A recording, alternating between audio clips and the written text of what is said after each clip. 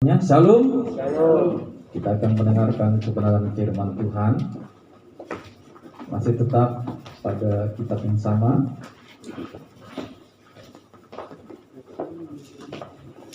Dua Timotius 3. Kita akan terus membahas keadaan manusia pada akhir zaman. Tujuannya adalah agar kita bisa dan jangan sampai sama seperti dunia, saudara-saudara. Baik, 2 Timotius 3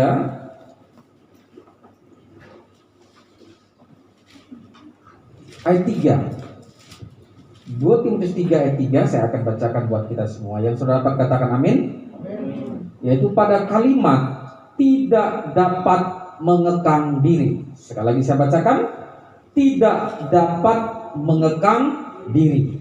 Nah, saudara-saudara dikasih Tuhan, mengekang. Apa arti mengekang ya?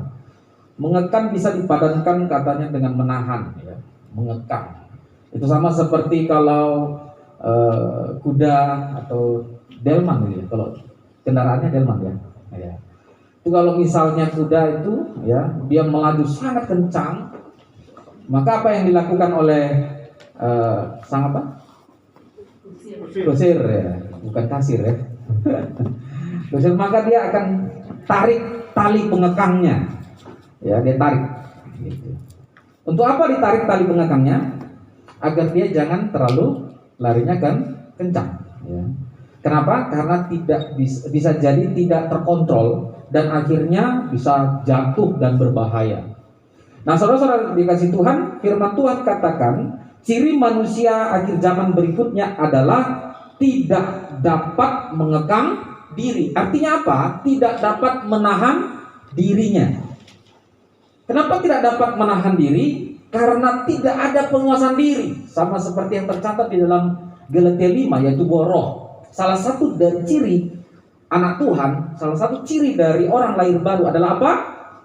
Penguasaan diri atau dapat menguasai diri. Kalau ciri ini tidak ada dalam diri kita, maka kita harus introspeksi, saudara. Kenapa? Karena Roh Kudus akan terus bekerja di dalam hati kita agar kita dapat menguasai diri. Sedangkan orang dunia tidak akan dapat menguasai diri atau tidak dapat mengekang diri. Saudara-saudara, kita 2 tahun ini kita dilanda pandemi COVID-19. Pemerintah sangat gencar berkata apa? Bahwa kita harus dapat menahan diri untuk berpergian ke kemana saja. Dan bahkan waktu lockdown besar-besaran itu sama sekali ya, naik pesawat pun gak bisa, kemana pun gak bisa ya. Kemana-mana gak bisa. Dan kita harus berada di rumah dan harus pakai masker. Saya gak tahu itu kita di rumah pakai masker juga gak. Kalau saya di rumah rasanya belum bisa, kita harus akui, saudara.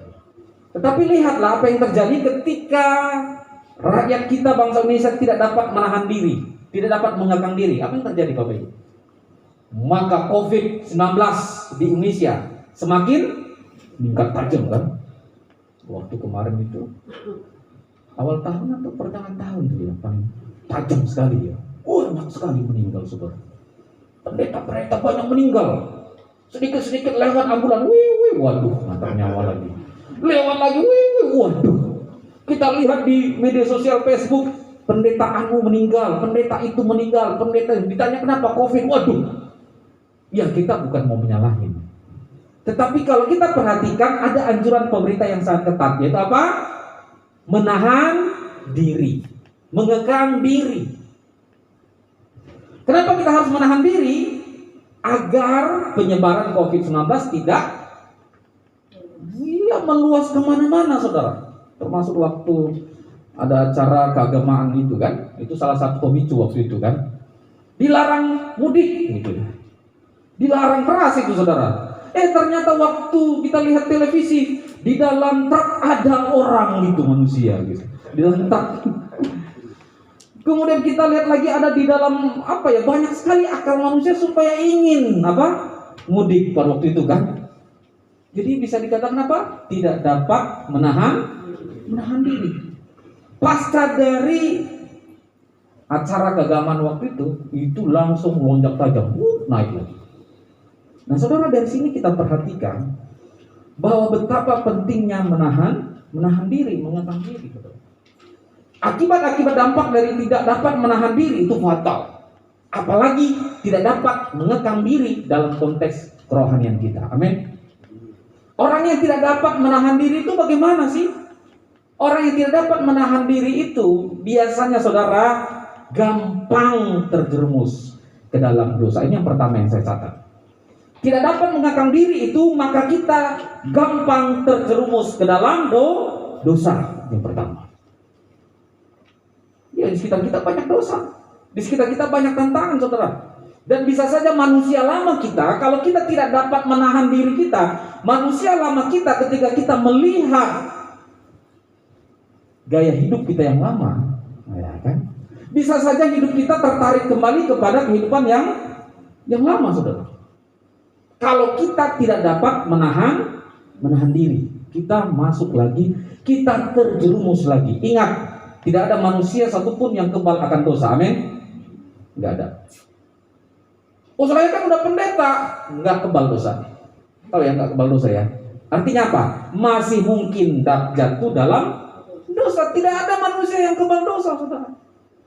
Oleh sebab itu maka kita harus dapat mengekang diri. Yang pertama, mengekang diri tujuannya apa? Agar kita tidak terjerumus lagi jatuh di dalam dosa. Kita harus mengekang diri kita. Sama seperti kuda tadi. Ya, maka tali itu akan menjadi pengendalinya. Ya, maka akan tarik.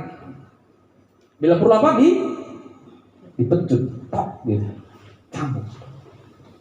Ada banyak anak-anak Tuhan kemudian jatuh lagi ke dalam dosa yang lama, dosa yang sama. Kenapa? Tidak dapat mengekang diri. Hati-hati, saudara. Nah, kalau kita terus-menerus tidak meningkatkan pengontrolan diri kita tidak terus-menerus menahan diri kita, tidak dapat menguasai diri kita, wah, kita jatuh lagi. Makanya ada lagunya kan, jatuh bangun aku di dalam dosa, jatuh lagi, kita lihat lagi loh. Waduh sayang. Paling kita hanya bilang, aduh sayang, kok buat dosa lagi. Kemarin tobat, sekarang kumat, tomat. Ya. Kenapa orang bisa tomat? Hari ini tobat, besok kumat. Kenapa?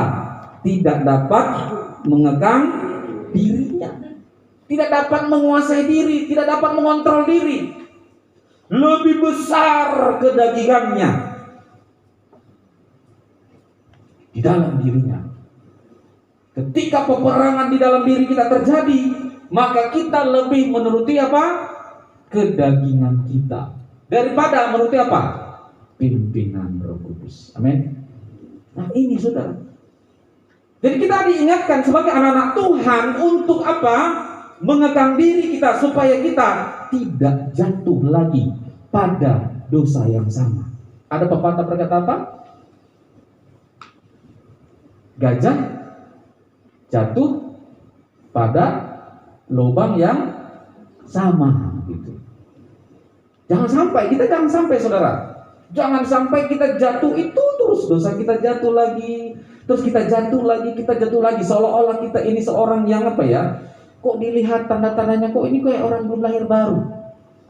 Kok kayaknya ini orang yang belum sungguh-sungguh di dalam Tuhan. Nah, harusnya kita sebagai anak Tuhan, maka kita harus meningkat. Hari ini meningkat, hari ini terus meningkat. Jadi hari lepas hari kita harus meningkat. Semakin kita dapat mengekang diri kita. Amin. Semakin hari kita dapat menyangkal dosa kita, kedagingan kita. Karena kalau tidak, kita muter-muter di situ, saudara. Perhatikan bangsa Israel itu muter di situ aja. Bersungut-sungut lagi, diputar Tuhan lagi. Bersungut lagi, diputar lagi. Muter di situ, muter. Pertanyaannya, apakah kerohanian kita muter-muter? Kalau kerohanian kita muter-muter, berarti kita belum dapat menguasai diri kita. Kita stagnansi, saudara. Kita tidak mengalami pertumbuhan rohani. Amin. Saya yakin dan percaya bahwa kita semua rindu agar kita semakin hari bertumbuh di dalam Tuhan. Amin. Kita harus pingin bertumbuh. Kita tahu yang paling mengenal diri kita itu siapa sih? Selain Tuhan siapa? Diri kita kan. Amin. Kita tahu ini dosa saya ini nih. Kita ini masing-masing saudara. Kita tahu kelemahan kita masing-masing. Ini nih kesalahan saya, ini dosa saya, ini kelemahan saya. Saya lemahnya tuh di sini nih. Itu saudara yang tahu dalam hati saudara. Dan saya tahu sendiri. Kelemahan kita masing-masing saya tahu. Diri saya tahu sendiri. Kita masing-masing tahu. Artinya kalau kita sudah mengenal siapa diri kita, maka disitulah kita mulai was-was dan berhati-hati. Itu ibarat kalau dalam dunia perang, disitulah titik lemahnya kita. Kalau dalam peperangan titik lemah itu harus dibentengi atau dilosin saja? Dibentengin kan? Amin? Dibentengi. Kita tahu, oh ini nih titik lemah saya. Apa yang harus kita lakukan? Bentengi itu, karena itu titik lemah. Sekali tembak, hancur kita, kalah kita. Kita mengenal siapa diri kita. Jangan sampai kita sudah mengenal diri kita dan kemudian kita katakan, dah pasrah aja lah, udah jatuh, kalah langsung. Ada banyak orang yang dia udah tahu kelemahannya, tetapi apa? Dia serahkan saja kelemahannya. Dan akhirnya apa? Iblis mengambil keuntungan. Hati-hati. Di dalam kelemahan kita ini, maka iblis bisa bekerja dan mengambil keuntungan, jatuh kita. Nah, oleh sebab itu kita harus bentengi kelemahan kita. Dan sebenarnya firman Tuhan tegas katakan apa? Matikan kedagingan kita. Amin. Wah, ini saudara. Kita tahu kan bahwa ketika kita jatuh dosa lagi, maka itu akan terus lagi ulang. Hati-hati, dosa itu candu. Ketika kita jatuh lagi, maka kita lakukan lagi, kita lakukan lagi. Kenapa? Karena dia mengikat. Oleh sebab itu jangan kasih peluang agar kita jatuh lagi di dalam dosa. Waduh, saudara-saudara, ini kalau kita perhatikan ya, berkaitan dengan mengekang diri, ini berkaitan dengan penguasaan diri kita terhadap diri kita. Apakah itu berkaitan dengan ya rohani kita, berkaitan dengan hubungan kita dengan Tuhan. Karena ketika kita jatuh, maka hubungan kita dengan Tuhan pun mulai rusak. Karena kita ketika melakukan dosa lagi, maka hubungan kita lagi dengan Tuhan rusak lagi, nggak bagus lagi. Nah, oleh sebab itu kita harus benar-benar menjaga hubungan kita agar jangan lagi sampai kita jatuh di dalam dosa yang sama. Dengan demikian kita harus apa? Mengekang diri. Kalau Rasul Paulus katakan apa? Matikan kedagingan. Amin. Wah, ini bos perjuangan kita bersama Bapak Ibu. Semua kita sama-sama sedang berjuang mematikan kedagingan kita. Amin. Iya. Laki-laki di mana lemahnya?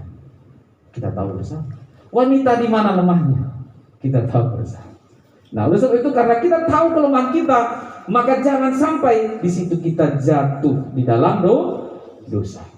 Waduh. Dulu saya juga orang yang lemah. Bukan berarti saya sekarang katakan saya kuat, enggak. Artinya apa? Sekarang sudah mulai belajar. Amin. Kita sedang belajar. Kelemahan saya itu emosional. Salah satunya itu salah satu. Banyak lagi, banyak banget. Enggak usah saya kasih tahu. Emosional juga sebenarnya. Enggak, kalau misalnya dikit aja enggak sesuai itu rasanya di hati bergejolak, saudara. Ya, kalau dulu saya langsung reaktif. Reaktif itu apa ya? Langsung agresif gitu. Kalau nggak setuju udah langsung ini, jadi jiwa berontak gitu. Dulu saya begitu, saudara.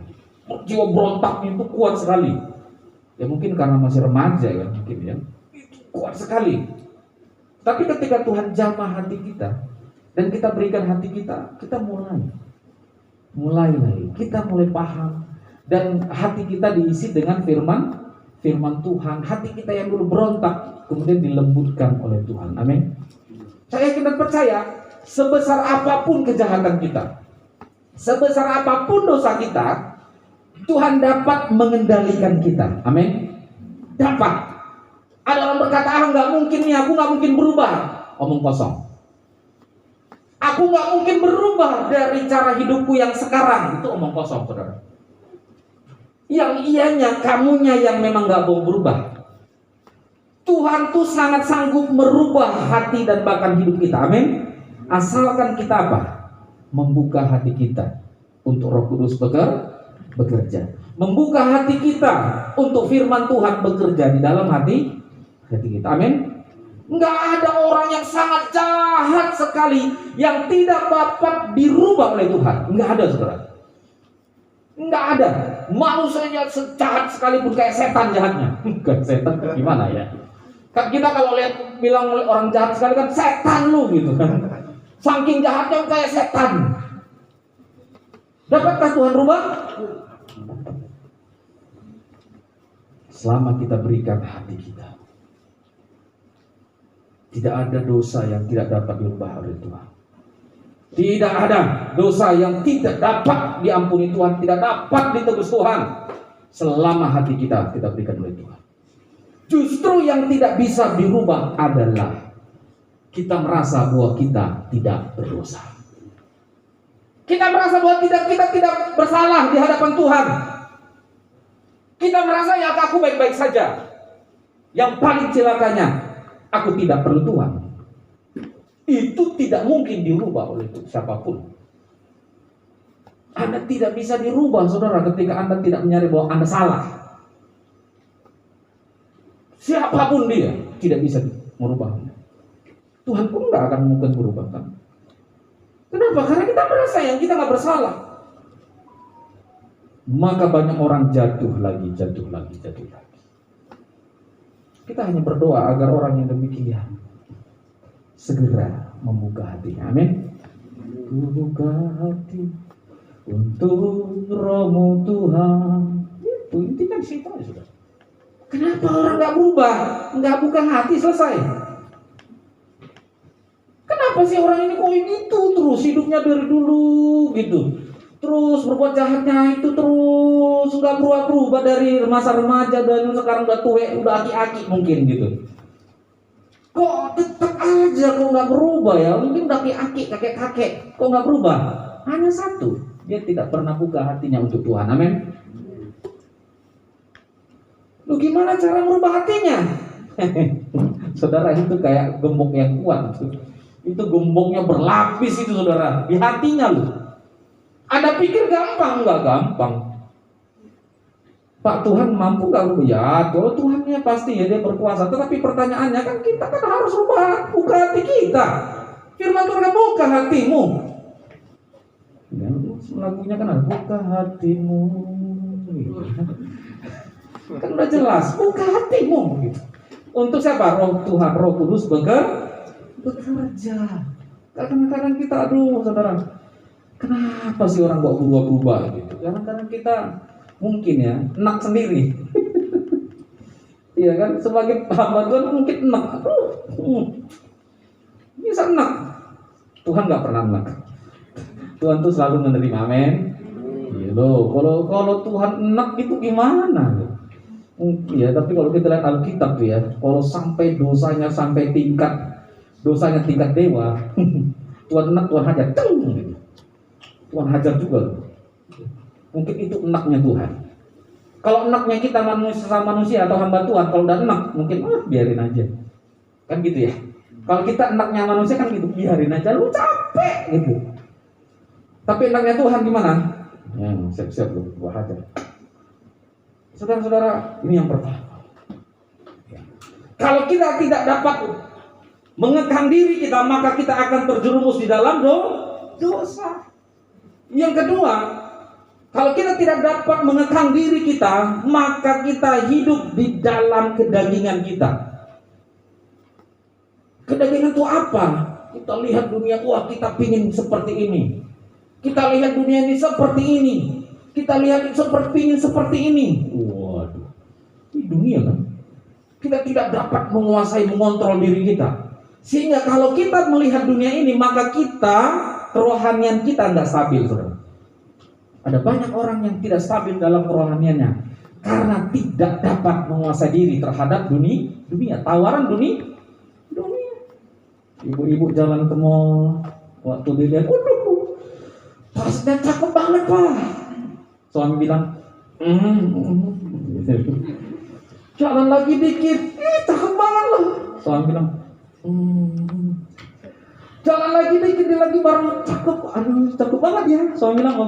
Suami mau bilang nanti cakep, nanti dia beli. Mau bilang gak cakep, nanti, wah lu mata lu gimana cakep nih gitu. Serba salah. Cakep nggak? Serba salah. Mau bilang iya atau enggak ya? Boleh juga. Ambil di tengah-tengah. Boleh juga sih. Tapi kalau saya bilang cakep nggak? Saya bukan ngeliat barangnya, jadi dulu harganya. Kalau murah, cakep, ambil. Pas lihat murah, wih cakep, ambil. Oh iya. Pas lihat mahal, nggak cakep. kan kita kan tawaran dunia kan sama seperti itu hanya ilustrasi saudara. Kalau beli barang itu kan sebenarnya kan nggak dosa, tetapi kalau menggunakan ya seluruh apa yang kita miliki hanya untuk kebutuhan dunia itu juga dosa. Kita kalau nggak manage apa yang Tuhan berikan kepada kita dan kemudian kita hamburkan untuk dunia, itu dosa saudara. Karena apa yang kita miliki itu bukan untuk dunia. Kita harus gunakan itu apa? Melayani Tuhan. Jangan sampai jatuh kita ke konsumerisme. Konsumerisme itu apa ya? Pingin semuanya. Dan itu pingin Pak. Dan itu pingin. No, perhatikan. Ini apa sebenarnya? Daging saudara. Tidak dapat mengekang diri. Masih punya tas cakep bagus. Waktu jalan ke mall, cakep, beli lagi. Jalan lagi dikit, cakep, beli lagi. Waktu dihitung suaminya berapa tas lu mah? 100 Pak. Udah 1, 2, 3, dia apain aja, nggak tahu mau diapain. Itu namanya sudah apa? Jatuh kepada kedagingan. Saudara, sampai 100 tasmu. Mau untuk apa? Kedagingan. Loh, mungkin suami bilang, nanti gua tegur ribut lagi, perang dunia ketiga, perang dunia ketiga. Ini contoh. Ya kan sama seperti suami juga sama. Nah itu kita harus membatasi diri kita. Harus ada yang disebut dengan keseimbangan. Amin. Hidup ini kan harus ada keseimbangan. Bukan hanya untuk itu saja kita perlukan. Ada untuk yang lain. Nah ini kan, jadi kalau kita dapat mengekang diri kita saudara, kita dapat memanage. Akhirnya manage. Untuk ini. Nah ini kadang-kadang kalau nggak kita atur dengan baik, bablas anginnya. Hancur semua, habis. Yang dapat cuman berapa? Segini gitu kan. Kebutuhan yang mau dihabiskan berapa? Lebih gede, segunung. Amsyong, habis semuanya. Tidak dapat mengekang diri. Kalau kita dapat menahan diri kita, jaga hati, jaga mata. Amin. Lihat barang yang ini, jaga. Masih baru kok, ya kan? Lihat lagi, masih baru. Nah, kita harus ada selalu keseimbangan di situ. Kita harus dapat mengontrol diri kita sendiri. Kenapa? Kalau tidak kita bisa jatuhnya kemana? Ke kedagingan. Mengekang diri, menahan diri, menguasai diri kita. Pemerintah katakan, jangan pergi-pergi, tahan dulu. Sekali-sekali boleh. Iya, tapi jangan sampai bablas itu loh. Jaga keseimbangan, saudara. Nah, berikutnya apa lagi? Kalau kita mengekang diri, maka kita dapat menguasai apa sih? Menguasai perkataan, menguasai tindakan kita. Orang kalau tidak dapat mengekang diri, dari perkataannya keluar hal-hal yang tidak sepatutnya. Kenapa? Tidak dapat menahan. Keluarlah semuanya, saudara. Sedikit, langsung. Amarahnya keluar dan keluar perkataan. Monyet lu. Gitu. Sedikit anjing lu, sedikit lagi babi lu, enak babi panggang. Apalagi anjing enak di RW, orang Batak paling suka itu. Nah, gampang kan? Kenapa kita tidak dapat menahan diri? Sedikit aja langsung gitu. Nah, ini dia. Kayak apa ya? Bensin ketemu api. Nah, kita nggak boleh begitu. Kita anak-anak Tuhan nggak lagi begitu, saudara. Bahkan situasi genting sekalipun, di situ dibutuhkan penguasaan diri kita. Saat genting sekalipun, memang nggak gampang.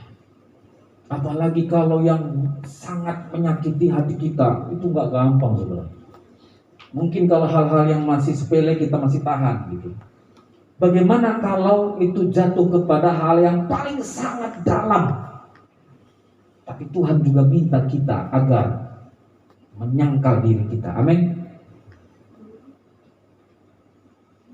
Bahkan sangat yang paling penting, kita harus dapat menyangkal diri kita. Ini nggak gampang. Ini nggak gampang. Ketika saya bilang ini nggak gampang. Tapi Yesus itu telah lakukan itu. Yesus sebagai teladan kita. Dia yang adalah Allah menjadi manusia. Dihina, dicaci maki, dan bahkan dirajam mati sampai di kayu salib. Semuanya telah ditanggalkan. Jadi dengan kata lain apa yang diminta firman Tuhan kepada kita? Tanggalkan diri kita. Ya nggak gampang loh. Selama kita masih hidup di dunia ini dan bahkan kita masih dibalut oleh tubuh daging kita ini, waduh, itu gejolaknya itu, waduh, sama seperti saudara kalau misalnya marah besar sekali. Apa yang terjadi kalau kita menyimpan marah sekali? Gemeter, saudara. Gemeter gitu. Rasanya itu mata sudah merah, ya kan? Tangan sudah dikepal, ya kan? Udah gemeter badan gitu. Karena itu energi yang harus disalurkan sebenarnya. Amarah itu harus disalurkan. Tapi kita tahan. Sama seperti itu, menahan diri kita itu sama seperti itu. Bayangkan energi kita tahan. Ya. Dari hidung keluar asap, dari belakang keluar asap gitu kan. Kenapa? Menahan. Jadi kalau kita menahan kedagingan, ya menahan. Sebenarnya bahkan sampai harus mematikan. Itu nggak gampang. Tapi harus kita lakukan. Amin. Kita belajar dari Yesus. Kita harus dapat. Kita harus lakukan itu. Barang siapa mengaku sebagai pengikut Kristus, barang siapa mengaku sebagai anak Tuhan, barang siapa mengaku sebagai orang-orang yang sudah diangkat menjadi anak Tuhan, wajib hidup sama seperti Yesus hidup. Amin. Sama. Kita belajar. Kita harus lakukan itu. Lalu seperti itu saudara-saudara yang dikasihi Tuhan, ketika kita kalau dapat mengekang diri, apa yang terjadi? Yang pertama, kalau kita dapat mengekang diri kita, maka kita terhindar dari dosa. Amin. Tawaran dosa. Aduh, sorry Jack. Lihat dosa, sorry guys. Dulu gua memang begitu guys. Tapi sekarang enggak lagi. Amin. Harus berani berkata apa? Say no. Katakan tidak kepada dosa. Bahkan dosa favorit kita. Dosa favorit kita ada. Masing-masing kita punya. Ada dosa favorit kita. Kita tahu, masing-masing tahu lah diri kita masing-masing. Waktu itu pun ada di depan mata kita. Kita harus berkata apa? No. Nah ini mantapnya. Kalau kita dapat menguasai diri. Amin. Kita harus sampai taraf itu, saudara. Ya kita belajar. Kita harus sampai taraf itu. Berkata tidak. Jangan menjatuhkan diri sendiri ya, menjerumuskan diri sendiri. Kita udah tahu di situ tempat dosanya, kita datang. Nah loh, aku pasrah, hancur, jatuh. Ditangkap sini loh. Iblis itu kan senantiasa mengincar kita kan, incer pas kita, apalagi kalau udah pasrah, sini lah, habis. Jangan pikir kita kuat, saudara. Jangan pernah berpikir kita kuat. Justru harus kita harus saling berjaga-jaga. Amin. Firman Tuhan katakan apa? Berjaga-jagalah. Karena iblis lawanmu sama seperti apa? Singa yang mengaum, siap memangsa kita. Jadi kalau kita sudah pada tahap itu, kita sudah mengkontrol diri kita tahu itu dosa, kita akan tidak. Tuhan, tidak. Saya tidak mau lagi, Tuhan. Ya memang firman Tuhan tegas katakan, roh memang penurut, tapi daging kita yang lemah. Kalau kita tahu daging kita lemah, hati-hati, waspada, berjaga-jaga, saudara. Jangan pasrah, jangan jerumus kita kan diri kita ke situ. Sama seperti hewan yang kalau misalnya di hutan dia pernah terperangkap di situ, hewan itu tidak pernah lewat lagi. Dia sudah takut, saudara. Takut dia di situ, nggak mau lewat lagi. Kenapa? Dia tahu di situ ada perangkap. Terlebih kita tahu kita lemah di situ.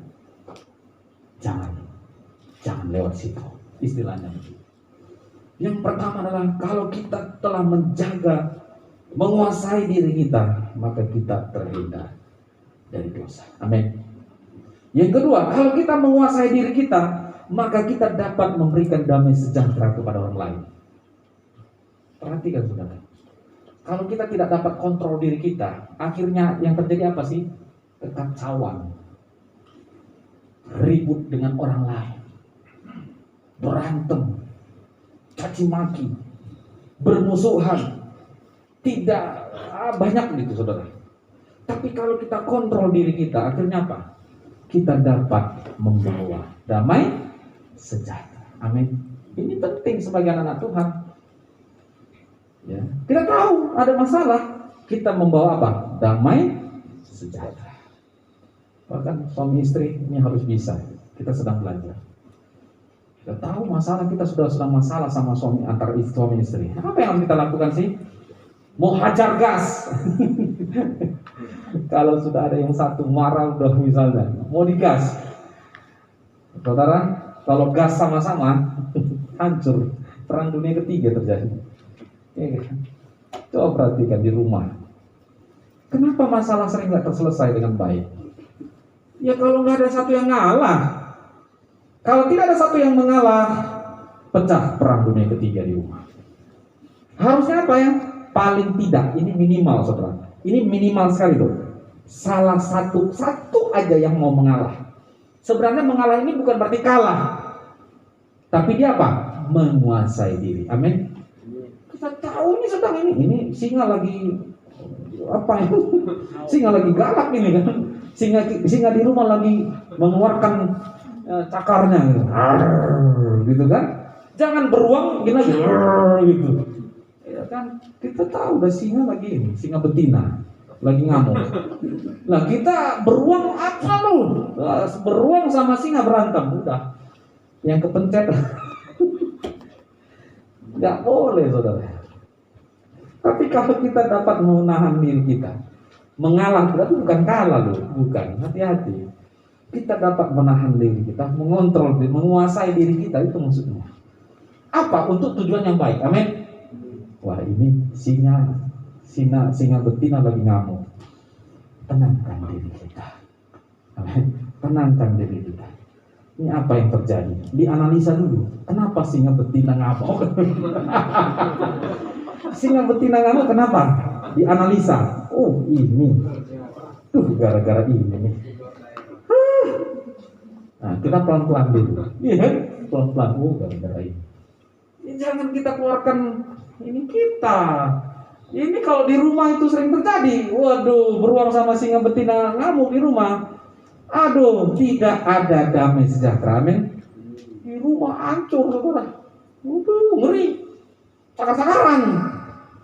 Singa punya cakarnya tajam. Beruang apa lagi? Cakar-cakaran. Waduh.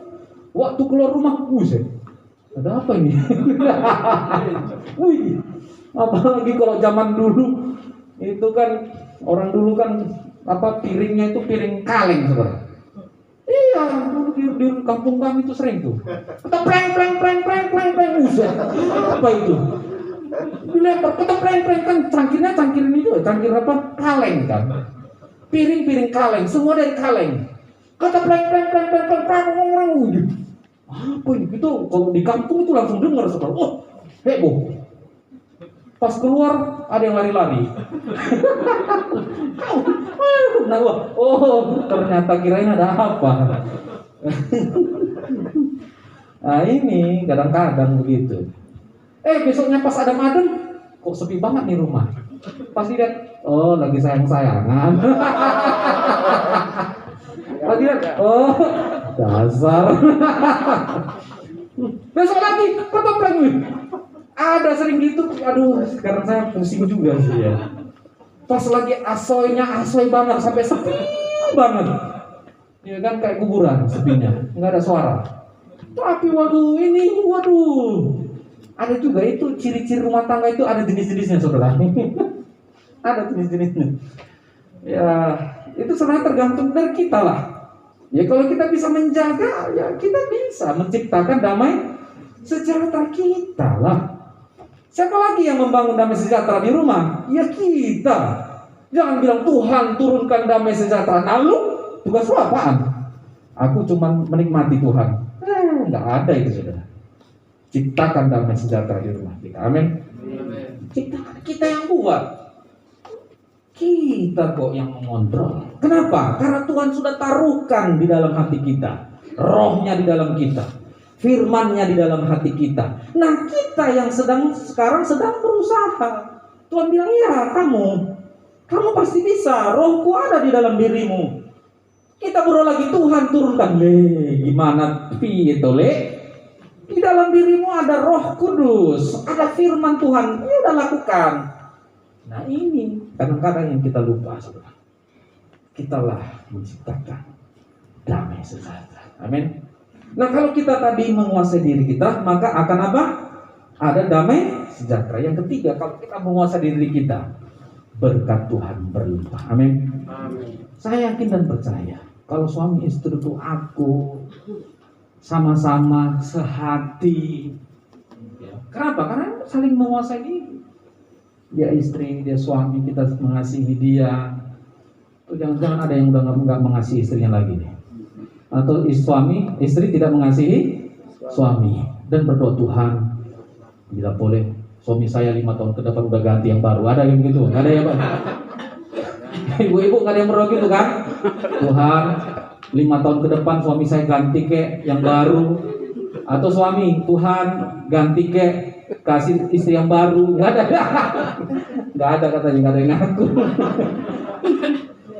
Iya, nggak ada yang mau, itu lebih parah lagi.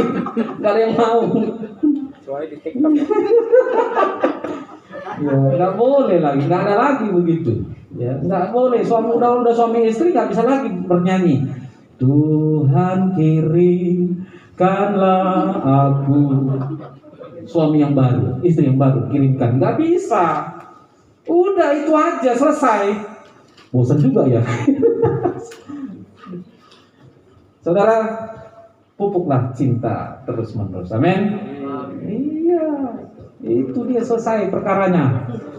Itu sampai mati itu aja terus selesai. Itu dia. Ya kan, memupuk cinta. Harus sering, harus pintar-pintar. Ya kan, lihat istri. Ya, lihat istri harus selalu kita katakan dia yang paling cantik di dunia. Harus memang. Nggak boleh lagi memang saudara. Kan itu sudah harga mati itu. Ya kan, jangan ada lagi gambar orang-orang lain yang ditampilkan, ya kan Pak Tasan? Nggak boleh.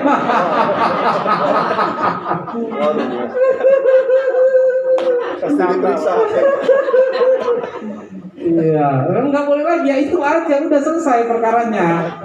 Nah tetapi kan antar masing-masing harus saling menjaga cintanya. Memang harus. Beta janji. Ya harus karena harus saling menjaga damai sejahtera itu. Suami istri harus saling menjaga damai sejahtera. Ya bagaimana bisa damai sejahtera itu ada dalam suami, dalam istri? Kalau kita tidak bangun, kita harus bangun. Bagaimana caranya? Ya kita harus mengasihi dia, menyayangi dia. Kita harus memperhatikan dia. Apa yang pasangan kita suka, apa yang pasangan kita sangat-sangat butuhkan, ya kita memang harus berikan yang terbaik. Siapa lagi, saudara? Masa istri orang kita perhatikan, ya dosa. Kan suami orang kita nggak bisa, saudara. Istri kita. Nah makanya kita harus mengontrol diri kita dan menguasai diri kita. Supaya apa? Damai sejahtera itu tuh, damai sejahtera turun. Kalau damai sejahtera turun di rumah antara suami istri, waduh, rumah kita itu kayak surga. Amin. Itu yang harus kita bangun. Jangan suami nggak mau pulang. Coba dicek, kenapa suami nggak mau pulang? Pasti ini ada sesuatu. Istri nggak mau pulang, apa? Kenapa? Ada sesuatu. Ya. Kalau sudah begitu, apa yang harus dilakukan? Berdoa, berdoa dan terus mengintrospeksi dan harus terus menerus bekerja keras. Harus, saudara. Itu ekstra itu kalau udah begitu. Bagaimana sudah berdoa, sudah berusaha perhatiin dia waktu dia kerja, WA, salam Pak, apa kabar, udah makan belum? Nggak dibalas, besok baru dibalas. Terus lagi diperhatiin, nggak dibalas juga. Ini berarti suaminya yang sakit. Ya kan, sakit dia. Diperhatiin atau di WA, apa lu ngapain lu WA gua kerja? Sakit suaminya. Ditelepon pas jam 12, kan asumsinya kan jam 12 tuh makan siang. Istri telepon, nggak diangkat-angkat. Telepon lagi, lalu gua makan lu gangguin. Suaminya sedang sakit. Ada sesuatu. Iya, suami istri itu mau perhatiin. Istri mau perhatiin, tapi suaminya nggak mau diperhatiin. Wah, berarti udah ada setan yang perhatiin suaminya. Udah ada itu setan itu yang perhatiin. Nah ini bahaya. Sama juga suami. Ya, suami tanya, "Mah, lu lagi ngapain?" "Lu ngapain nih?" "Gua lagi nonton Korea." Waduh. "Lu ngapain nelpon-nelpon? Lu kan lagi kerja, gua lagi nonton drakor." Lu gangguin aja. Wah, suami udah baik-baik nelpon mau perhatian, mau mencurahkan perasaan gitu, supaya perhatian, supaya romantis dikit gitu kan. Pas ditelepon, "Lu gangguin aja, gua lagi nonton asik." "Udah, kerja lu sana." Wah. Contoh. Ini kan nggak dapat mengontrol diri. Ya kan? Ini bahaya, saudara. Nah, kita harus menciptakan itu semua, saudara. Itu tugas kita loh. Suami istri, kita harus menciptakan itu. Dimanapun kita berada, kita harus berusaha mengontrol diri kita. Ketika kita tidak dapat mengontrol diri kita, dimanapun tempat yang kita berada, ini kacau tuh. Tapi kalau kita dapat mengontrol diri kita, menguasai diri kita bisa menjadi berkat. Kita kontrol loh. Diri kita kontrol. Kita kontrol perkataan kita, perbuatan kita apa nih? Jadi kita orang-orang yang benar-benar bisa menguasai diri kita. Kalau kita sudah dikuasai oleh Roh Kudus dan berserah total kepada firman Tuhan, kita kontrol diri kita. Saya yakin dan percaya kita dapat menjadi berkat dimanapun kita berada. Kita berbeda dari dunia. Amin. Amin. Berikan kemuliaan bagi Tuhan Bapak Ibu. Kita mau bernyanyi buat Tuhan. Kita mau memuji Tuhan, saudara-saudara. Siapakah aku ini Tuhan? Jadi biji matang.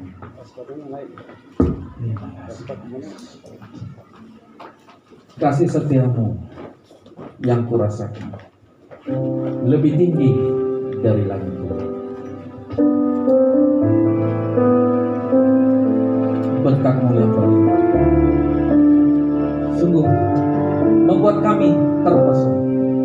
Ketika menyanyikan lagu ini, kata sempat mari kita ganti selalu membuatku terpesona. Agar benar-benar terus apa yang dilakukan Tuhan terus selalu membuat kita terpesona. Kita mau ganti sedikit liriknya, saudara-saudara. Semoga Pak Niko gak marah. Mari kita angkat pujian ini. Ini pujian yang sangat luar biasa, memberkati kita semuanya. Mari katakan, kasih setiamu yang kurasakan Tuhan. Haleluya.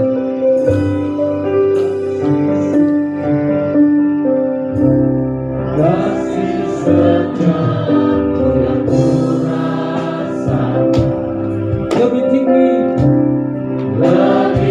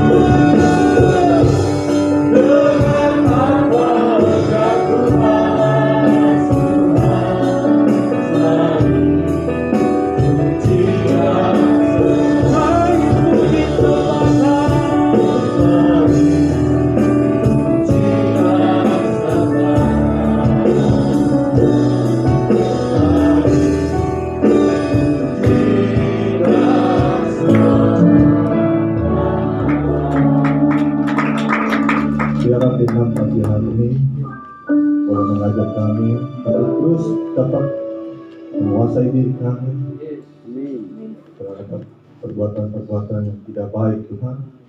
Biar kiranya hidup kami terus diperbaiki di dalam kemuliaan Tuhan. Terima kasih Tuhan untuk firman-Mu siang hari ini. Kami berdoa bagi hamba-Mu Bapak Pendeta Junior, semoga beliau terus diberikan kesehatan, kekuatan dalam pelayanan, dalam STT, pelayanan STT Tuhan. Semua segala kebutuhannya boleh dicukupi dan keluarganya pun diberkati. Terima kasih Bapak. Dan saatnya kami akan memberikan persembahan yang kedua. Kami siap memberi di dalam nama Tuhan Yesus Kristus. Haleluya. Amin. Saya undang yang bertugas.